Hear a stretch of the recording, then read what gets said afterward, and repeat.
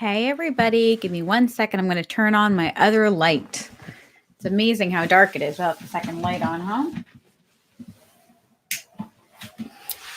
Boom, light. So first things first, I want to apologize if there's any cutout with this live or if you can hear the howling wind. It's really loud, but it's okay. That's what happens in real life, right? It's the whole thing about being live. I'm going to go ahead and move my notes over. I'm going to take a sip.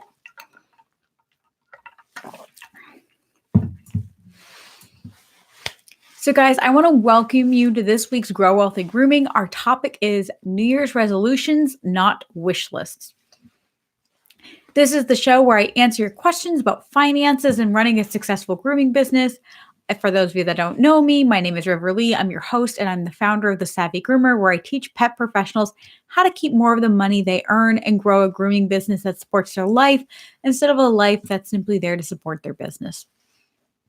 If you are seeking transformations in your business or in your personal life, go ahead and consider signing up for my online course, Personal Finance on a Leash.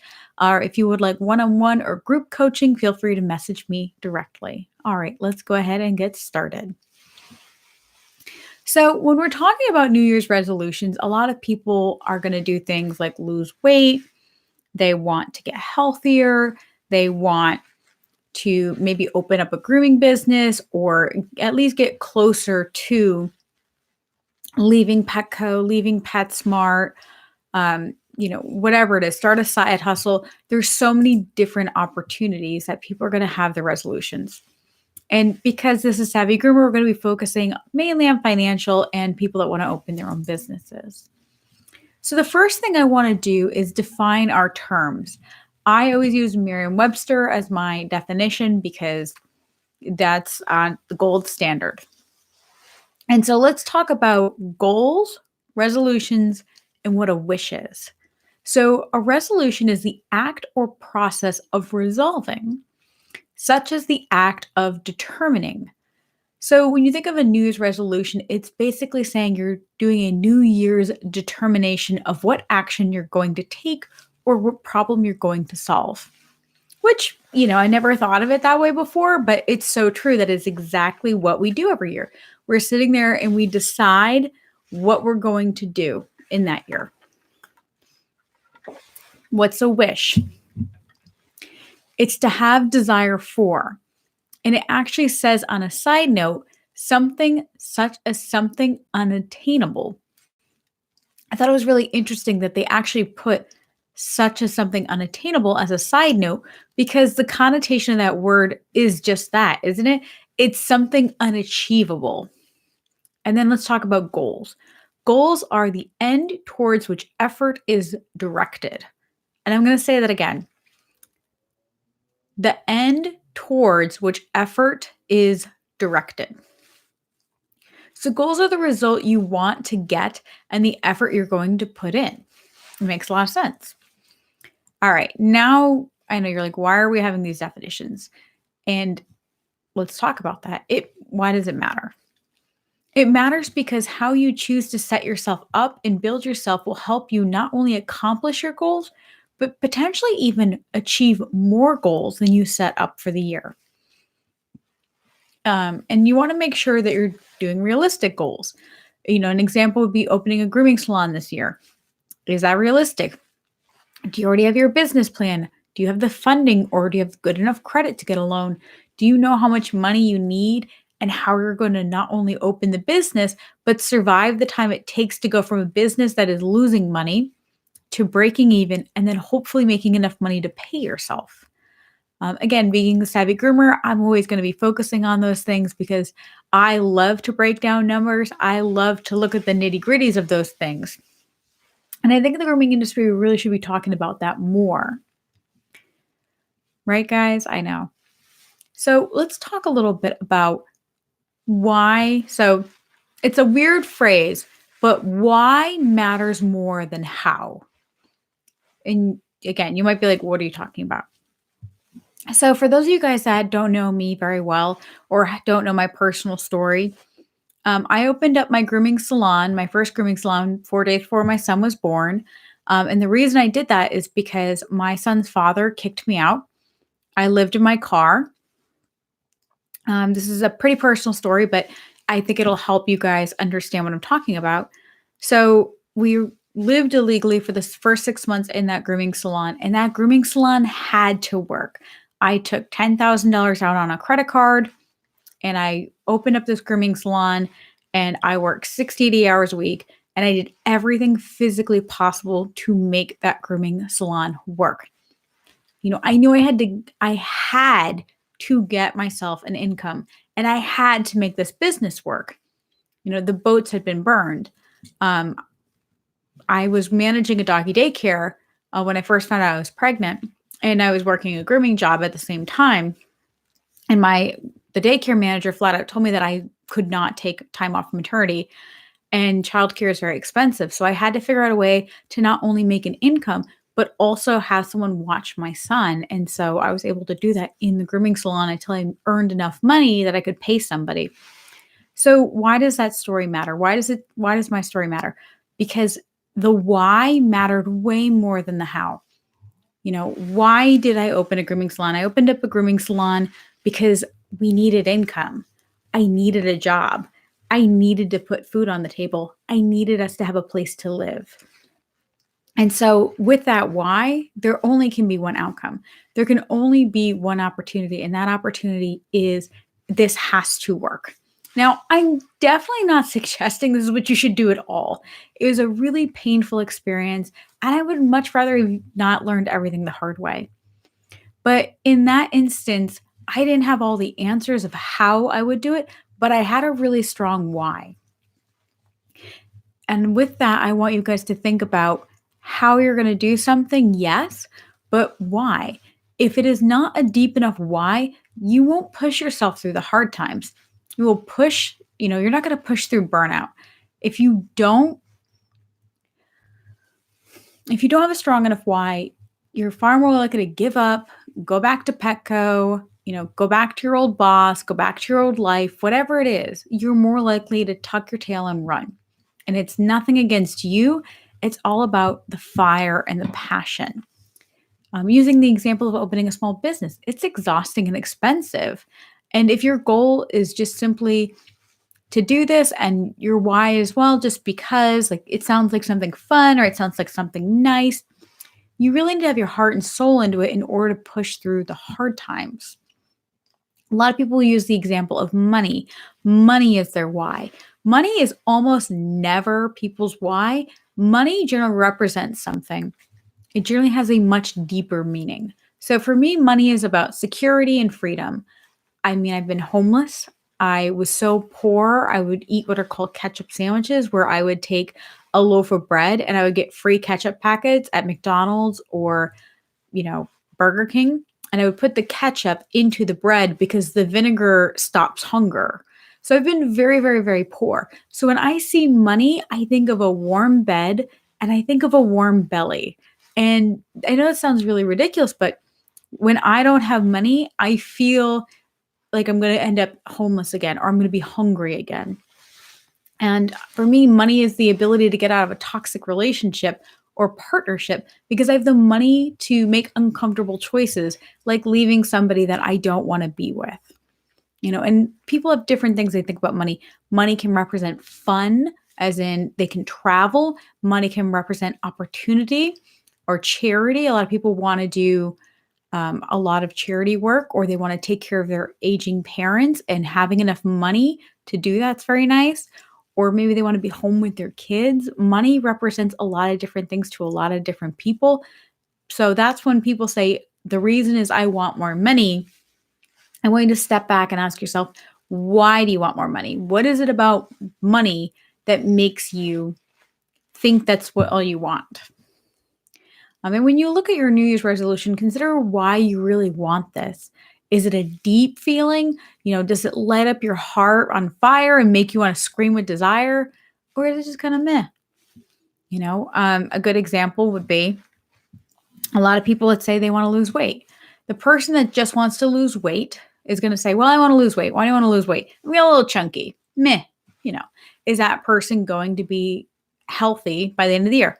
Probably not. Versus the person that was told they're pre-diabetic. If they don't lose the weight, they're going to die. Maybe they had young children. My mother actually, she got the lap band surgery. She got it after my son was born because she couldn't run around with her grandbaby. And so for her, that why of losing that weight was strong enough that she was willing to sacrifice. So try to find something more than meh. Find something that sets yourself on fire. That this is, yes, I will do this. Because if you don't have a deep why, you're not going to be able to push through it. I want you to think of it kind of like, your how is like the vehicle. It could be a rocket ship, it could be a car, it could be a boat, it doesn't matter the modes of transportation. But your why is like the fuel.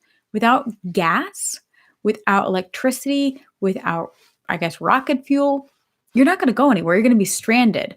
So it doesn't matter if you have the how, if you don't have the why or the fuel. And I hope that's helpful. And if you guys have a resolution that you want to put into the chat box, go ahead and put it. If not, I do have an example that I'm going to be breaking down in a few minutes. But if you guys have your own resolution, I'd be happy to break down yours live. So feel free to put that in the chat box. And I'm so sorry. I'm so dry today. So let's talk about knowing how to break down your goals. And I don't want to go too far down this rabbit hole, but the main point I want to make is that your goals need to be what are called SMART goals, SMART. And so what is that? It's S, which is specific. What do you want to achieve? Is it specific in your description? The more specific it is, the more likely you are to actually achieve that.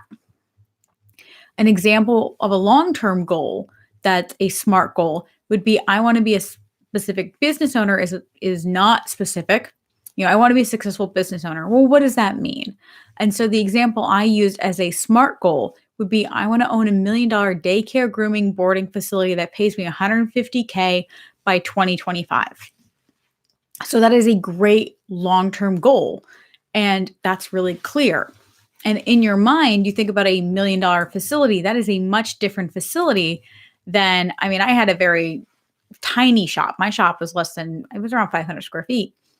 And so that is a much different, when I think of that facility, that daycare, grooming, boarding facility, it's a much larger facility. So that goal and knowing how much that person wants to earn, the $150K, and by when. So if you guys want to break that down, questions you may ask yourself when setting goals would be, what exactly do you want to achieve? Not what do you think you want? What is the what is it that you want to achieve? And then where? Where is that going to happen? How? And again, the how is less important than the why, but you still need to break down your goal and figure out how it's going to happen. If you want to own $1 million facility that pays you good money, you're going to have to do some numbers and figure out how it's going to do that. And then when? When is that going to happen? And again, in this example, they said by 2025. And a lot of New Year's resolutions are obviously for this year. So, let's say if you want to earn $50,000 this year. Okay, by when? By December? By September? When do you want to own this? When do you want to have the $50,000? Another thing we don't think about is who. Who is somebody that can either help you? Who is going to potentially harm you while you're doing this? There are a lot of people that unintentionally will drag you down or tell you that those are not good goals, or are there people that are going to be around you that are going to be positive influences? Especially you business owners, there are a lot of situations that may help. So if you have employees, who is going to help you? If you are going to open a business and have a partnership, who is going to be there to do that? So, Erin, we just talked about, I'm not sure if you were here when this happened, we talked about creating what are called SMART goals. Hi, Shelly. Nice to see you guys. So what SMART goals are, just to refresh, is specific, measurable, attainable, relevant, timely. And I'm offering, if Erin, I see you want to be more financially stable. So, Erin, I would really love to, while we're live, talk about how we can make that into a SMART goal instead of I don't want to call it a stupid goal, but a vague goal. And so the example I used in my notes, if I can bring it back up, is the original goal was I want to be a successful business owner. And then we turned that into I want to own $1 million daycare grooming boarding facility that pays me $150K by 2025. So, Erin, my question for you is what is financially stable to you? Is that having money in savings? Is that having a steady paycheck? Is that the business having a steady income? And how much money would that need to be? So, an example of a SMART goal, and this is based on mine, but I would love your input, would be I want to have $10,000 in the bank in my personal emergency fund and earn, let's say, $55,000. And that's $55,000 no matter what's going on with the shop. A better relationship with money, savings, and retirement. My Wi-Fi is bad. Sorry. That's okay. So again, Erin and anyone listening, I'm sorry, this is Shelly. I'm sorry, Shelly. So Shelly's saying a better relationship with money, savings, and retirement. So again, these are not specific goals. These are kind of wish lists. These are wish lists. So I'm wishing for my better relationship with money, a better savings, and retirement. With that one, to make it a SMART goal, I might say better relationship with money. It's tough to make that into a goal because it really comes down to why you have a bad relationship with money. And we go through a lot of that in Personal Finance on a Leash. Shelly, if you haven't already signed up for Personal Finance on a Leash, we actually talk about how unhealthy of a relationship a lot of us have, especially groomers, with money. And it could really help you. And it really does break down in 12 weeks how to save up and really work through your finances. It's a great online course. I know it's my online course, but it really is amazing. Everyone who's gone through it has made their money back and they're super happy because that's a lot of this stuff is we have to break it down step by step. And it's a lot of stuff to relearn. Erin is saying money in the bank, debt paid off. Okay, Erin. So ready? Money in the bank. How much money? Is that $10,000? Is that $5,000 in the bank? And how much debt do you have to be paid off? So to make, say, a SMART goal, let's say your personal debt is $10,000. So I want to pay off my debt, which is $10,000, and have $10,000 in the bank. And then you would write when. So I want to have all of that done by September 1st or July 1st. And then we would go back and look at that and work backwards. But do you see how when you write things that are very vague, they're wish lists? So money in the bank, debt paid off. That's a wish because it's not tangible.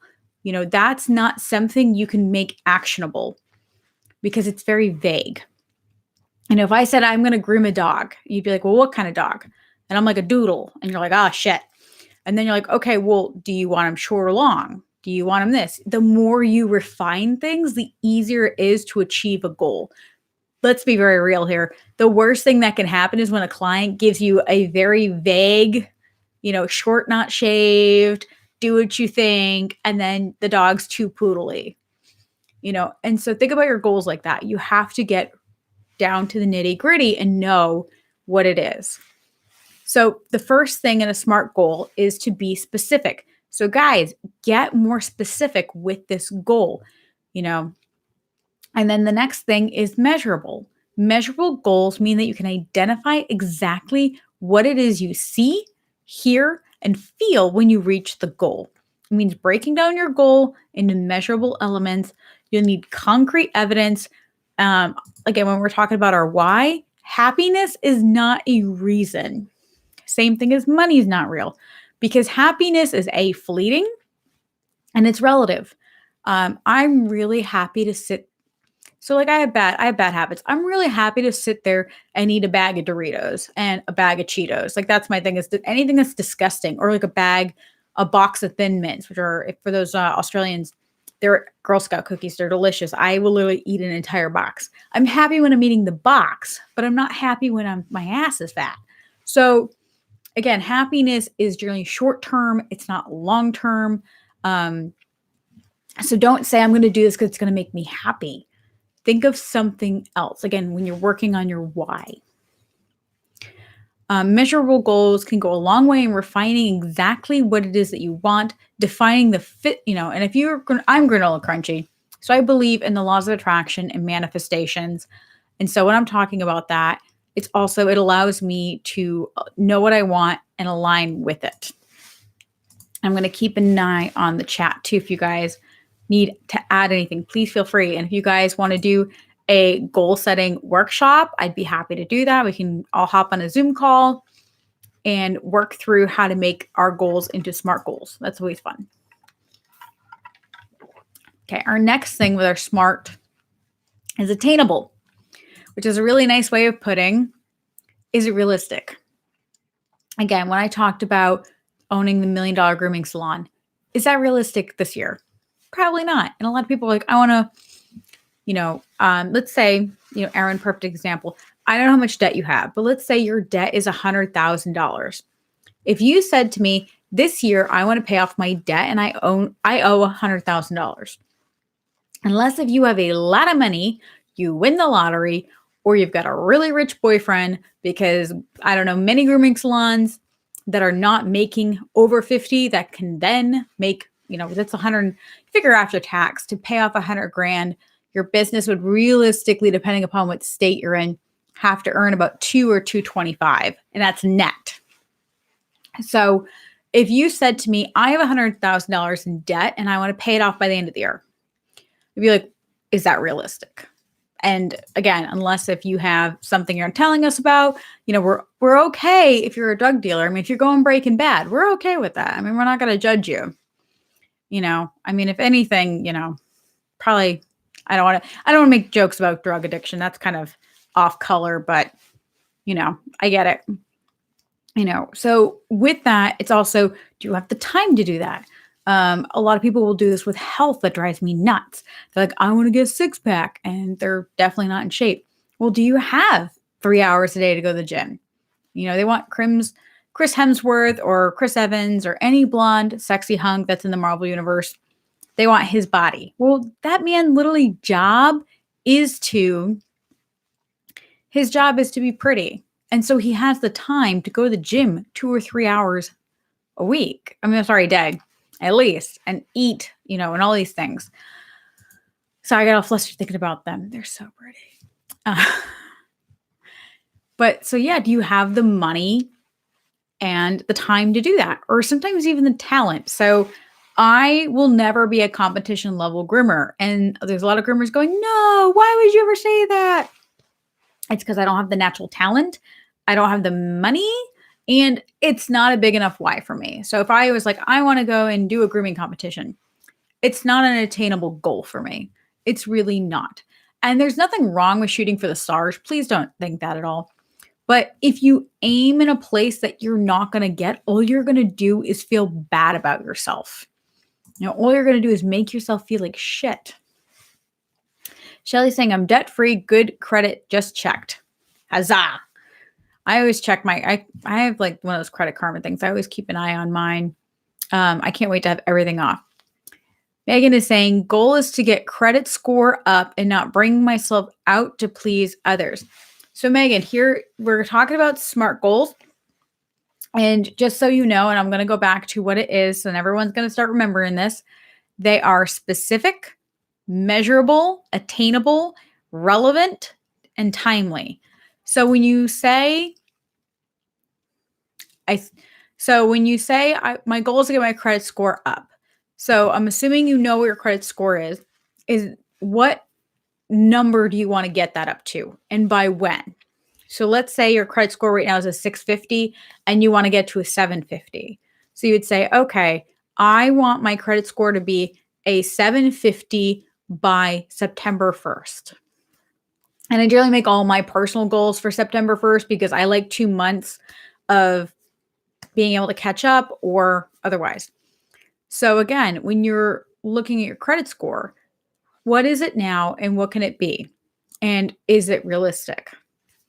And then not burning yourself out to please others. That's always a good goal. Again, it's not a very measurable goal, but you might start things like certain boundaries or habits.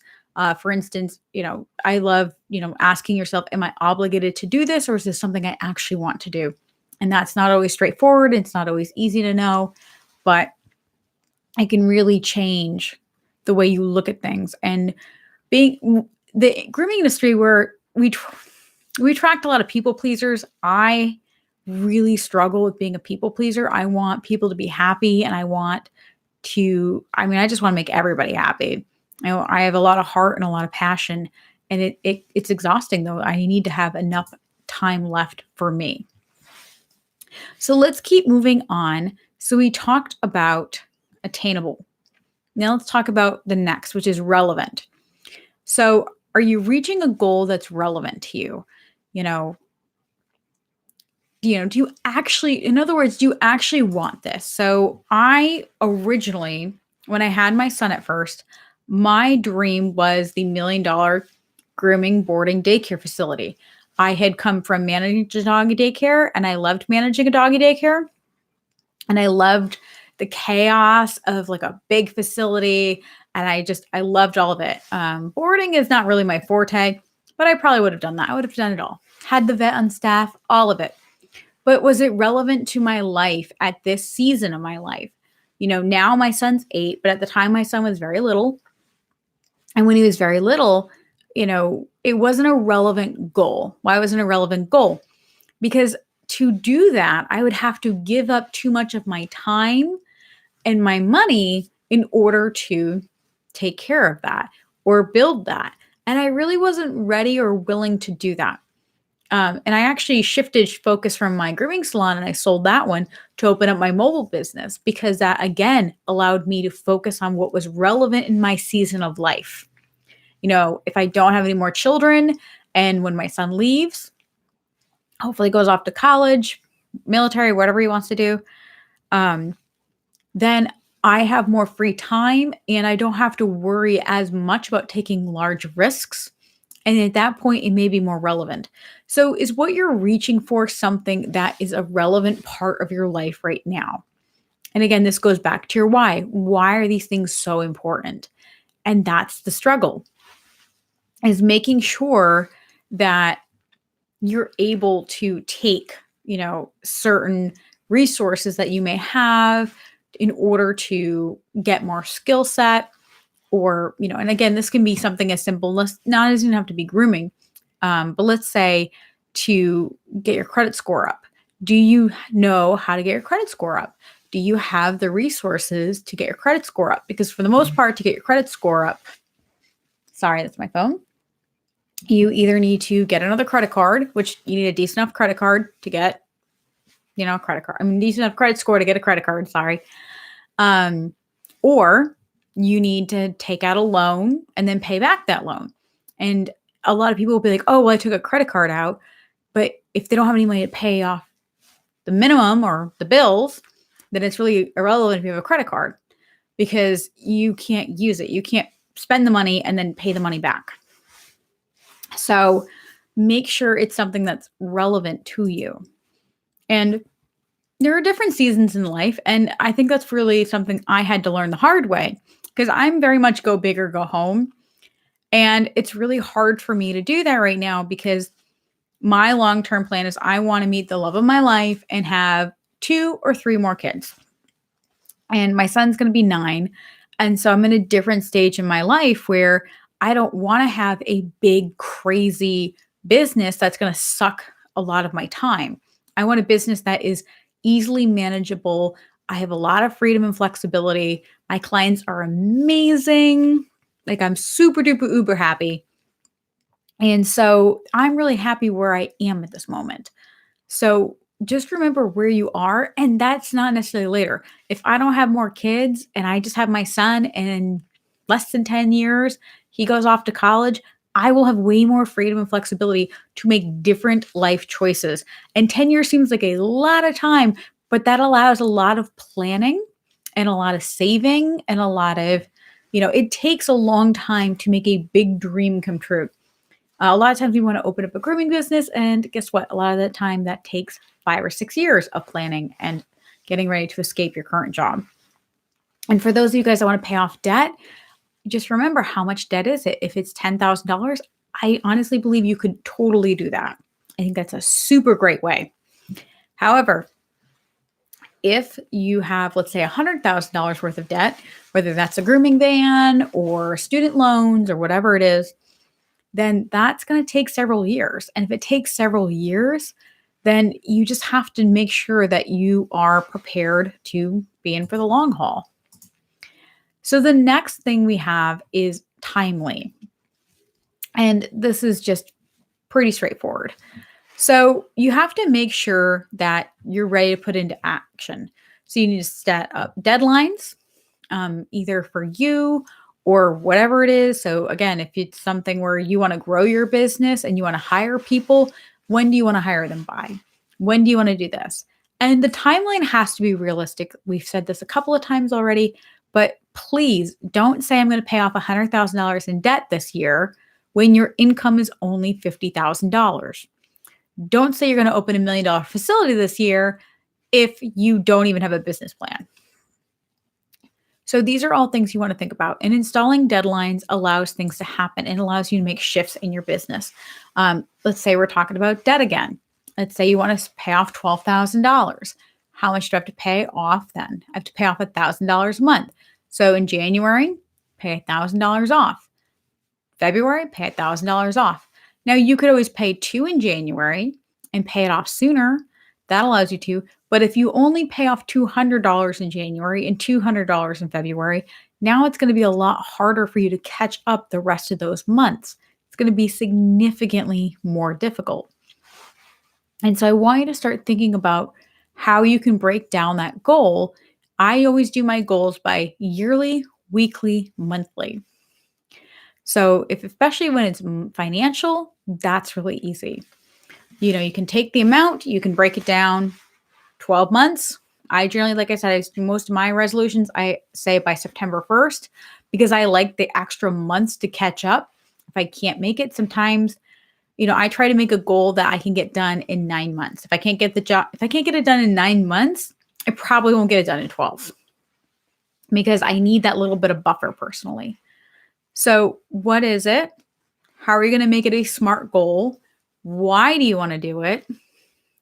And is it a goal? Is it a resolution? Or is it a wish? And again, wishes are very vague and they're very hard to obtain. So go ahead and write down your goal, which is, I haven't talked about this, my resolution for the year is to make Savvy Groomer earn a certain amount of money. And I want it to be able to replace my grooming income. And so I have that goal. So I know what I have to do in Savvy Groomer to do that and allow Savvy Groomer to grow. So, and I will my goal is to have that done by September. My goal is actually Hershey, which I have the date somewhere. So Hershey, Pennsylvania, Groom Expo. So my goal is for Savvy Groomer to be doing well enough that I'm making enough money, and I have an exact dollar amount, which we don't need to talk about how much I make grooming. I make way too much money grooming cats. That's the tough part.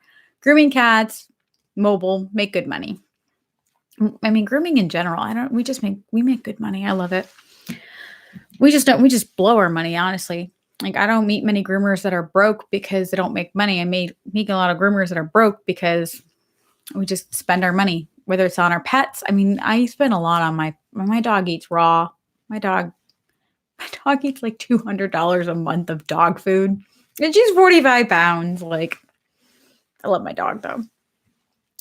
But anyway, guys, I'm starting to digress. I have had a lot of fun talking with you guys, and I can't wait to hear more about your goals. I am going to be doing a fresh webinar in January. How can we afford this? It's one of my favorite webinars. I'm doing it over again with Danelle German, who is of the National Cat Groomers Institute. And we're going to be talking about breaking down the dollar amounts of 3 different goals. The goals I always use in that webinar are the Hand V Hair Vac, the cat grooming syllabus, which I'm a big fan of. You guys know I'm a CFMG, big fan of that. And I will probably do the Caddyshack vac, mostly because a lot of people, I actually really like that machine. And it's similar in price to a lot of bathing systems and things like that. So I'm really excited for that. So for those of you guys with financial goals, I'm going to, again, highly recommend you consider signing up for my online course, which is Personal Finance on a Leash. It is $497. However, there are options to do a payment plan where it's broken down into 3 months. That is a great option to get started today. Then you can start working towards getting your finances under control. It organizes everything. It helps you with your... Honestly, the biggest thing it does is it really makes you look at money in a different way and gives you a better relationship. We talk about retirement. We talk about a lot of things. And then you're also within a private Facebook group of groomers who are working on their finances. Free groups are very different than paid for groups because the questions that are going to be answered, there's lots of videos that are only available in that group. And I would really love to see all of you there. All right, ladies and gentlemen, you have a fantastic new year. I can't wait to hear your resolutions and your goals. And hopefully you don't make wishes, because wishes are bullshit. Wishes aren't fun. Somebody said that, what is it? Goals are dreams with work boots on. I love that. So I want you guys to have a great New Year's and a lovely night. All right, guys. And as usual, you can check more out about me at my website, savvygroomer.com. So SAVVYGROOMER.com. You can also like, subscribe, and comment. I love your comments. I love your input. It really helps me come up with new content and new ideas because I want to know what you guys want to know. All right, guys. It was great seeing you. Happy grooming.